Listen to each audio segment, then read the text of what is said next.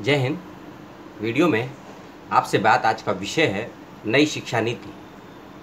नई शिक्षा नीति का एक महत्वपूर्ण पक्ष जिस पे होने जा रहा है यह एक अंतर्राष्ट्रीय स्तर का वेबिनार वेब गोष्ठी 25 अगस्त 2020 दोपहर 3-3:30 बजे से। यह थी तिथि और विषय।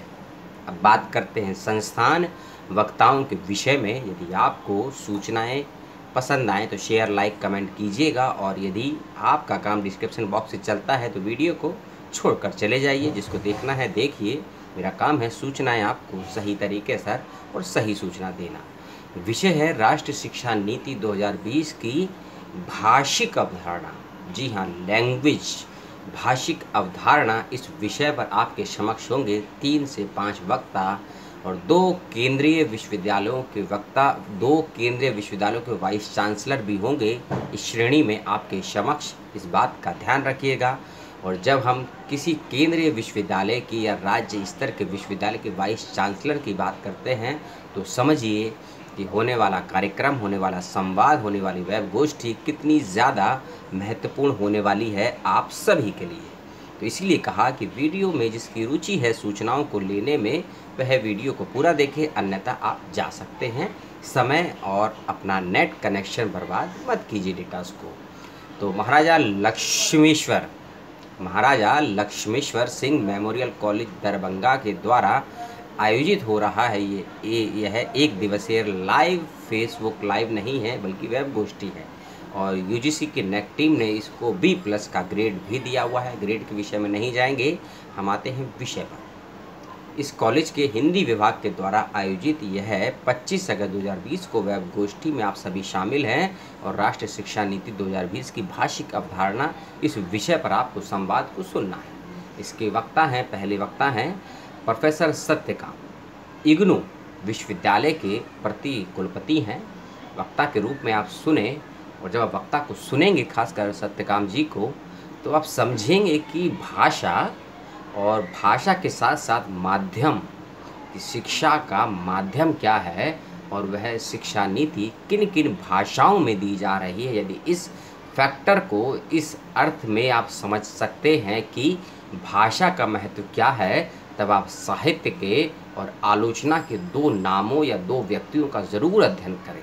साहित्य से या आलोचना से बात करें तो रामविलास शर्मा का और डॉक्टर नागेंद्र का अध्ययन करें। आप भाषा के महत्व को समझने के लिए या अखिल भारतीय परिप्रेक्ष्य में भाषा के महत्व को समझने के लिए, और वहीं आप और अन्य व्यक्तियों को भी समझ सकते हैं, सुन सकते हैं, चाहे विवेकानंद हो, चाहे अंबेडकर हों, टैगोर हों, महात्मा गांधी हों, या फिर आज के बुद्धिजीवी कहे जाने वाले वह सभी लोग जो भाषा के माध्यम को ना जानने के कारण बहुत सी प्रवेश परीक्षाओं से, बहुत से पदों से महरूम रह जाते हैं। जी हाँ, आपको सोशल साइंस के बहुत से विषयों का बेहतरीन ज्ञान है, लेकिन सोशल साइंस की अधिकांश पढ़ाई अंग्रेजी माध्यम में होती है या किसी विदेशी भाषा में होती है। तो भाषा की अवधारणा या भाषा का क्या महत्व हो सकता है, इसी विषय पर आप सुनेंगे प्रोफेसर सत्यकाम जी को। इसी श्रेणी के अगले वक्ता हैं महात्मा गांधी अंतर्राष्ट्रीय केंद्रीय विश्वविद्यालय वर्धा महाराष्ट्र विश्वविद्यालय के वाइस चांसलर, वर्तमान vice chancellor professor Rajneesh Kumar Shukla को। एक ऐसे वक्ता जो शब्दों के अर्थ को समझते हैं और अर्थ को किस वाक्य में कहाँ प्रयोग करना है, वाक्य विन्यास के धनी हैं और अपनी बातों को वर्तमान परिस्थिति में तार्किक दृष्टि से प्रस्तुत करने की विशेष क्षमताएं प्राप्त हैं प्रोफेसर रजनीश कुमार शुक्ल जी में। और जब हम बात करते हैं NEP 2020 के लैंग्वेज पॉइंट ऑफ व्यू को लेकर या लैंग्वेज कॉन्सेप्ट को लेकर भाषिक से संबंध आप भाषा विज्ञान से भी जोड़ सकते हैं, क्योंकि यदि भाषा के साथ साथ भाषा विज्ञान की समझ होती है विद्यार्थियों को, शिक्षार्थियों को और देश के नागरिक को, तो आप समझिए आप उस देश और समाज के विनाश को कभी भी आमंत्रित नहीं करेंगे। मेरे वाक्य पर गौर कीजिएगा। यदि आपको भाषा और भाषा विज्ञान का ज्ञान तरीके से है तो आप देश के विनाश को कभी भी आमंत्रित नहीं करेंगे। यदि आपको भाषा और भाषा विज्ञान का ज्ञान नहीं है तभी आप देश के विनाश को आमंत्रित करेंगे।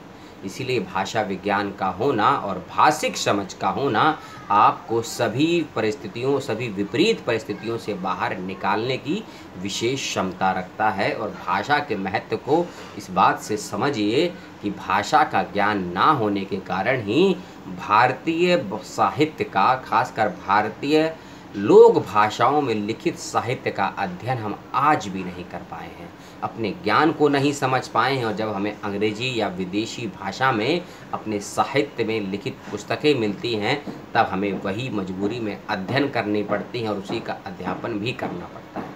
यदि वेदों का, उपनिषदों का, धार्मिक ग्रंथों का, तार्किक ग्रंथों का, वैज्ञानिक ग्रंथों का और साथ ही साथ आज के 21वीं शताब्दी में उदारीकरण, निजीकरण, वैश्वीकरण, अंतर्राष्ट्रीय संबंध या अंतर्राष्ट्रीय राजनीति के लिखित पुस्तकों का अध्ययन हम हिंदी माध्यम में लिखित या भारतीय भाषाओं में लिखित पुस्तकों में करते हैं, तो हम एक वैश्विक दृष्टि प्राप्त कर सकते हैं। लेकिन फिर वही कि भाषा के माध्यम के अभाव के कारण बहुत से ज्ञान, बहुत से विज्ञान और बहुत सी क्रिटिकल थिंकिंग से अधिकांश व्यक्ति महरूम रह जाते हैं। खासकर भारत के और खासकर उन पिछड़े हुए वर्गों के लोगों के समक्ष ये बहुत कठिन समस्या आती है, जहां विद्यालय, महाविद्यालय और विश्वविद्यालय ना हो या कई कई मील की दूरी पर हो।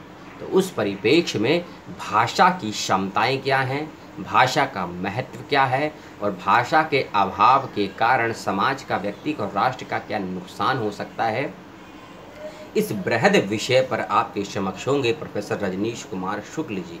तीसरे वक्ता हैं और अध्यक्ष भी हैं इस कार्यक्रम के प्रोफेसर चंद्रभानु प्रसाद, पूर्व अध्यक्ष हैं विश्वविद्यालय हिंदी के ललित नारायण मिथिला विश्वविद्यालय दरभंगा के। जब हम बिहार की भूमि पर जाते हैं या उत्तर प्रदेश की भूमि पर जाते हैं, तब समझते हैं कि जिस मिथिला से जैसी निकलते हैं, सीता निकलते हैं, सूरदास जैसा साहित्य वहाँ पनपता है, और तुलसी हो, सूर हो, कबीर हो और महावीर हो, बुद्ध हो, इन सभी के साहित्य का, इन सभी के प्रवचनों का केंद्र कहीं है तो बिहार की भूमि है। और उसी बिहार से संबंध रखते हैं प्रोफेसर चंद्रभानु प्रसाद सिंह जी। आप सुने। और जब हम भाषा के अर्थ और भाषा के साहित्यिक पक्ष की और भाषा के ऐतिहासिक पक्ष, इन तीनों ही परिप्रेक्ष्य में महत्व की बात करते हैं, तब हमें उत्तर प्रदेश और बिहार की भूमि याद आती है, क्योंकि यही वह दो प्रदेश हैं वर्तमान परिप्रेक्ष्य में जो भाषा के झंडे को उठाए हुए हैं और भाषा के महत्व और भाषा के माध्यम के महत्व को समझने और समझाने का कार्य भी कर रहे हैं। तो उस भूमि के वक्ता प्रोफेसर चंद्रभानु प्रसाद सिंह जी को सुने और तीनों ही वक्ताओं का वक्तव्य सुने आप राष्ट्रीय शिक्षा नीति 2020 के परिप्रेक्ष्य में भाषिक अवधारणा को लेकर। याद रखिएगा, बहुत से डिबेट, बहुत से सेमिनार, मैंने भी बहुत से यूट्यूब लाइव किए NAP को लेकर, लेकिन भाषिक पॉइंट को मैंने नहीं छुआ। भविष्य में कभी बात करने की सोची, लेकिन अब भाषा पर बात करेंगे कि किसी भी शिक्षा नीति की, किसी भी समाज की नींव क्या हो सकती है। क्या उसकी नींव एक भाषा हो सकती है, बहुभाषा हो सकती है, एक संस्कृति या बहुसंस्कृति हो सकती है। शुरुआत की महाराजा लक्ष्मेश्वर सिंह मेमोरियल कॉलेज दरभंगा ने भाषिक कॉन्सेप्ट को लेकर, भाषिक परिप्रेक्ष्य को लेकर। उसके लिए बहुत बहुत आभार और धन्यवाद इस संस्थान का और सभी वक्ताओं का कि उन्होंने समय निकाला इस विषय पर अपनी बात रखने के लिए।